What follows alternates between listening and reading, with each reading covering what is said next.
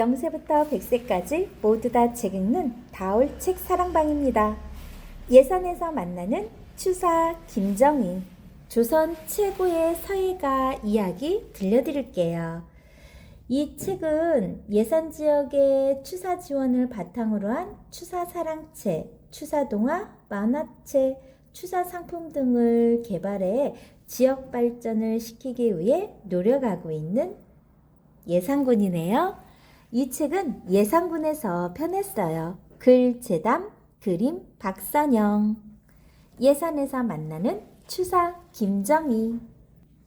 이 책에는 책과 글씨를 벗삼은 소년, 가족의 품을 떠나 스승의 가르침을 가슴에 품고 1장부터 8장까지 이렇게 이야기가 들려 있는데요. 추사 김정희에 대해서 선생님이 잠깐 이야기해 줄게요. 추사 김정희 선생님은 1786년 충남 예산에서 태어나 71살의 나이로 세상을 등지기까지 유학과 간직생활, 유배 등 다양한 경험을 하고 금석학, 글씨와 그림 등 학문과 예술에서 많은 청취를 했고 남다른 식견과 가족사랑을 작품 곳곳에 남기셨대요. 자신의 성취에 집착하지 않고 나이와 연륜에 따라 주변의 목소리에 귀를 기울이셨죠. 또 그런 마음을 담은 추사체는 너무 많은 지식에 노출되고 바쁜 일상생활로 스스로의 이기심과 아집에 집착하는 현대인들에게 가르치는 바가 크다고 합니다. 예산을 중심으로 한 충남 지역의 경우 200여 년 동안 많은 변화가 일어나 기념관을 중심으로 유적과 유물을 일부 복원한 것 외에는 이러한 이야기를 어린이들에게 들려줄 수 있는 기회가 적어 아쉬움이 컸대요. 향토 자원을 계승 발전시키고자 하는 지역민의 의지가 높아 예산에서 지역의 향토 자원을 중심으로 농산물이나 농식품의 부가가치를 높이는 추사 김정희 문화상품화 사업이 시작됐다고 하네요. 자, 추사 스토리 71나의 이야기를 바탕으로 제작된 이야기, 학생들이 볼만한 이야기거리 우리 한번 같이 읽어봐요. 예림이와 준호는 선생님과 함께 충남 예산을 방문했어요. 이곳에는 바로 조선 최고의 서예가이자 금석학자이신 추사 김정희 선생의 흔적들이 곳곳에 있답니다. 추사 김정희 선생이 살던 추사 고택은 영조의 사위이자 추사 김정희 선생의 증조부인 김한신이 지은 쉬운 3칸짜리 대갓집이래요. 충청남도 무형문화재 43호로 지정되어 있으며 현재는 안채와 사랑채 그리고 문간채와 사당이 남아있어요. 조선시대 양반들의 생활을 엿볼 수 있는 귀중한 문화재이죠. 무형문화재. 김정희 선생은 8살의 어린 나이에 입춘첩을 써서 학자 최재공과 북가파의 대가 박제가가 직접 집을 방문하기도 했어. 8살이요? 예린과 준호는 깜짝 놀랐어요.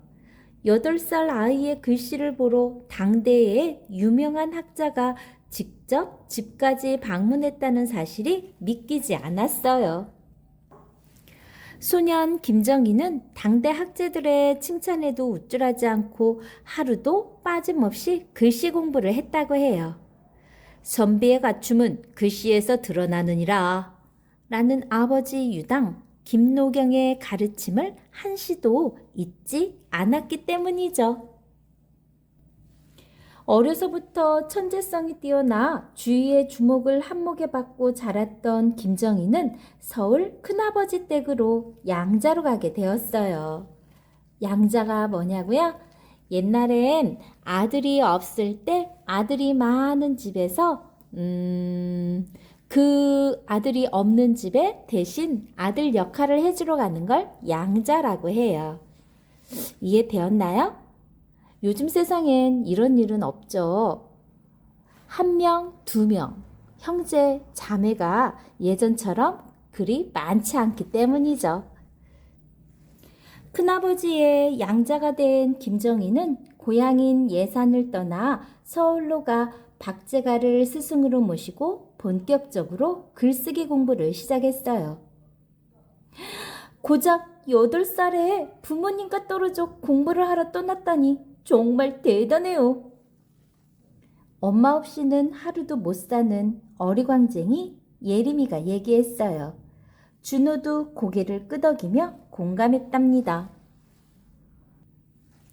소년 김정희는 서울로 올라와 스승 박제가를 모시고 글공부에 매진했지만 진달래와 철쭉이 만발하고 마당의 해를 따라 성년의 그림자가 드리우는 고향 예산을 한시도 잊지 않았다고 해요.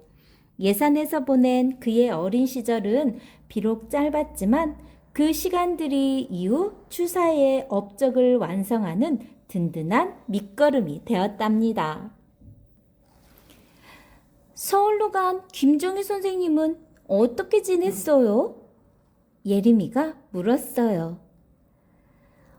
어린 나이에 당대의 대학자인 박제가 선생의 제자가 되어서 논어, 맹자뿐 아니라 그림, 건축, 지리, 금석학 등 다양한 공부를 배웠다고 해.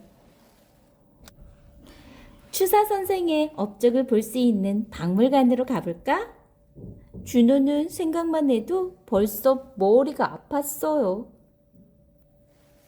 스승 박제가는 조선 후기의 실학자로 청나라에 가서 북학을 공부하고 온 훌륭한 학자였어. 예림이와 준호는 추사 박물관의 박제가에 대한 설명을 열심히 읽었답니다. 김정희 선생의 총명함을 글씨 한 줄로 알아보다니 정말 대단한 안목을 가진 학자라는 생각이 들었어요. 또 그는 어린 김정희에게 중국의 발달된 문물을 알려주며 더 넓은 세상으로 나가도록 이끌어 주었죠. 1809년 24살에 생원 시험에 합격한 그는 마침내 아버지를 따라 청나라 연경을 방문할 기회를 얻었답니다. 그때 중국의 대학자 옹방강과 만나 금석학에 관해 중요한 가르침을 받았다고 해요. 그렇군요. 옹방강 또 완원과 이렇게 만났네요. 중국 학자 금석학. 선생님과 고턱 근처의 백송에 다다른 아이들은 하늘 높이 솟은 백송의 아름다움에 감탄했어요. 이 백송은 추사 김정희 선생님이 중국 연경에서 씨를 직접 가져와 심었다고 전해집니다. 천연 기념물 106호로 지정되어 있으며 우리나라에 몇 그루 없는 아주 귀한 소나무라고 해요. 백송, 하얀 소나무. 여러분들도 직접 현장에 가서 보고 또 얼마 안 있으면 다올 책사랑방 작은 도서관에서 추사 김정희 생가의 문화탐방을 가기로 했어요. 우리 함께 그때 기회가 되면 함께 해요. 선생님이 초대할게요. 아버지를 따라 청나라 연경을 방문한 그는 그 이후에도 여러 차례 연경으로 건너가 많은 학자들과 교류했어요. 당시 청나라는 조선보다 발달한 과학기술과 실용적인 학문이 널리 퍼져 있었답니다. 그는 또 중국 학자에게 선물 받은 선비의 절개를 상징하는 백송의 씨를 소중히 들고 와 고향집에 손수 심었어요. 소나무는 선비의 지조와 굳은 절개를 상징하는데 이 백송은 그 중에서도 으뜸으로 삼는 것이었죠.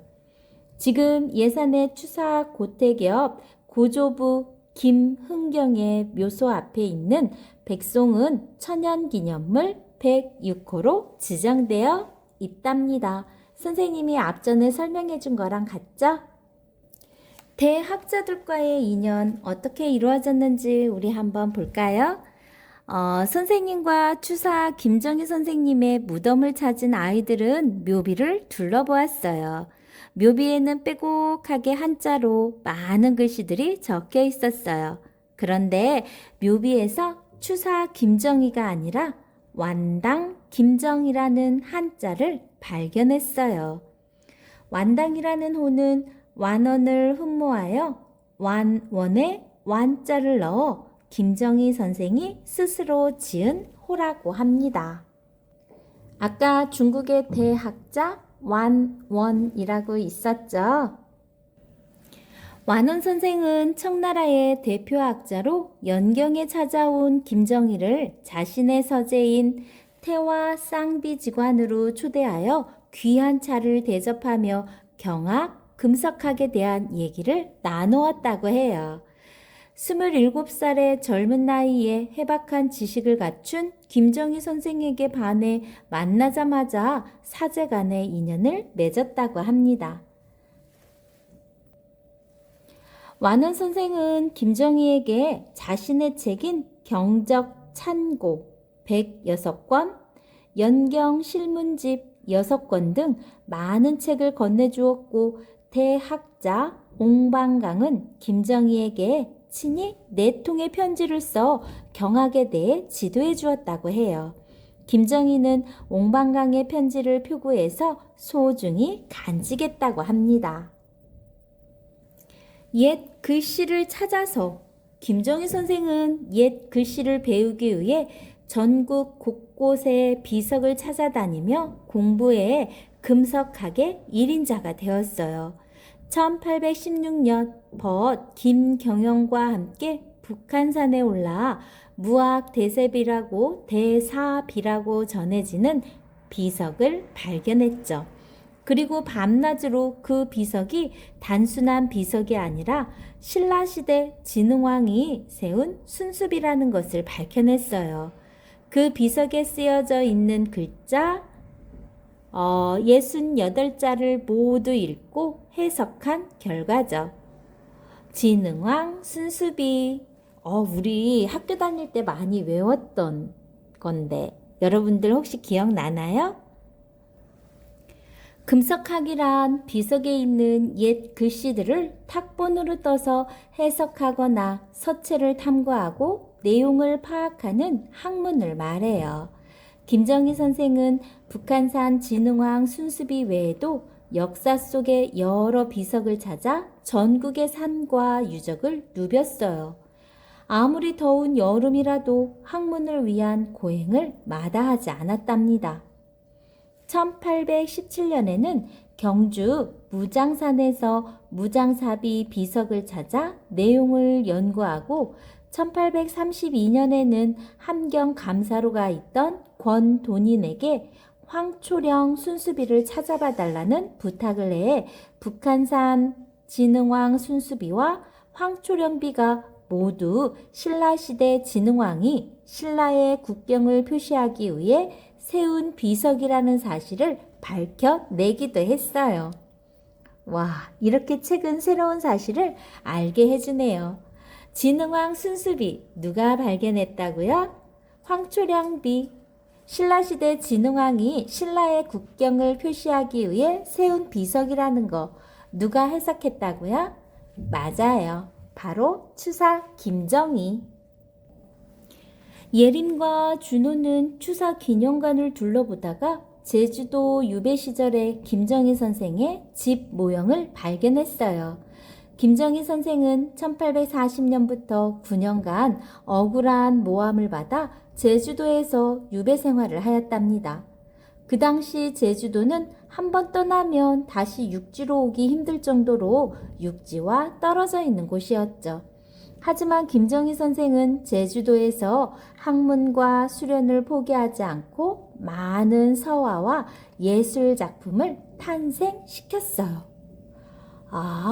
추사 김정희가 제주도로 유배를 갔군요.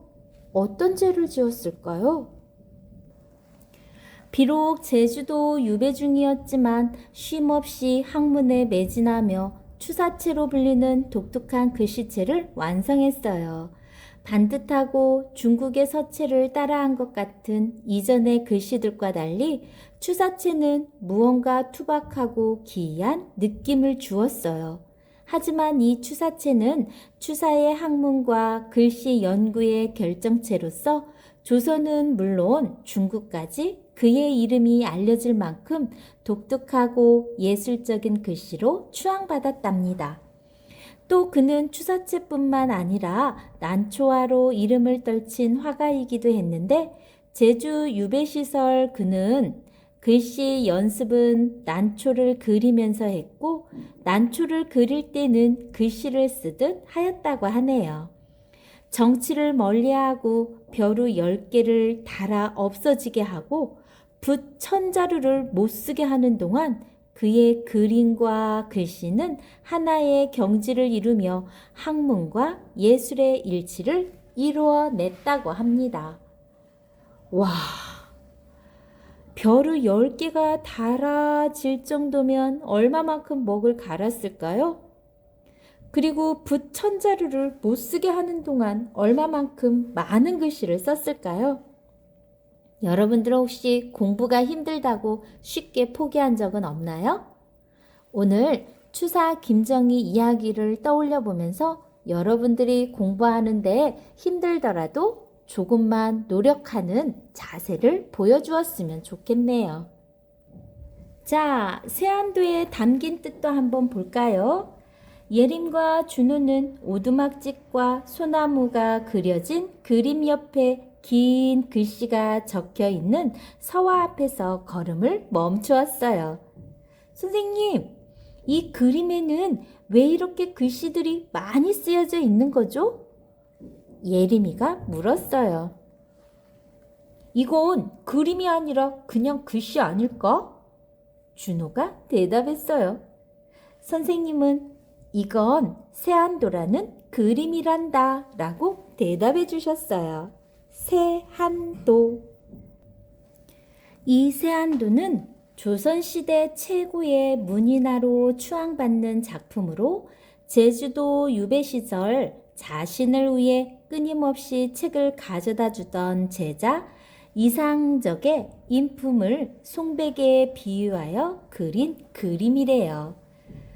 그림의 명칭인 세안도는 논어에 날씨가 추워진 다음에야 소나무와 잣나무가 늦게 시드는 것을 안다 라는 글귀를 인용했다고 합니다. 이 세안도는 국보 180호로 지정되어 있어요. 이 그림을 선물 받은 제자 이상적은 다음에 북경으로 건너가 장학진, 조진호 등의 16명의 중국 학자들에게서 세안도를 칭송받는 글귀를 받아 적었어요. 그래서 지금의 세안도는 그림과 글씨가 합쳐진 독특한 형태를 취하게 되었다고 합니다. 박물관을 모두 둘러보고 추사의 작품 세계와 일생의 감동을 받은 예린과 준호는 선생님과 마지막으로 김정희 선생의 초상화가 있는 사당으로 가서 자신들도 대한민국의 이름을 드높이는 훌륭한 학자가 되기로 약속했대요. 여러분들은 어떤 사람이 되고 싶은가요? 화면에 보이는 추사 김정희 글씨체예요. 다올 책사랑방 작은 도서관에서도 5월 28일부터 추사 김정희, 화가 이응노, 한글사랑, 성산문, 또 시인 한용운의 역사 인물을 배경으로 한 이분들의 생각과 어를 본받고자 캘리그래피로 이분들의 생각을 나타낼 수 있는 글씨를 배워보기로 했어요. 나만의 예쁜 글씨체 배워보기 캘리그라피. 이 네 분의 성현들의 위인 인물을 우리 함께 역사 속으로 떠나보기로 했거든요. 정말 재밌겠죠? 궁금한 친구들은 여러 작품들을 매주 한 작품씩 나오면 전시회도 열릴 예정이니까 다올 책사랑방으로 놀러 오세요. 구경 오세요. 좋아요, 구독 꾹 눌러주시면 선생님이 계속해서 재미난 이야기 들려드릴게요.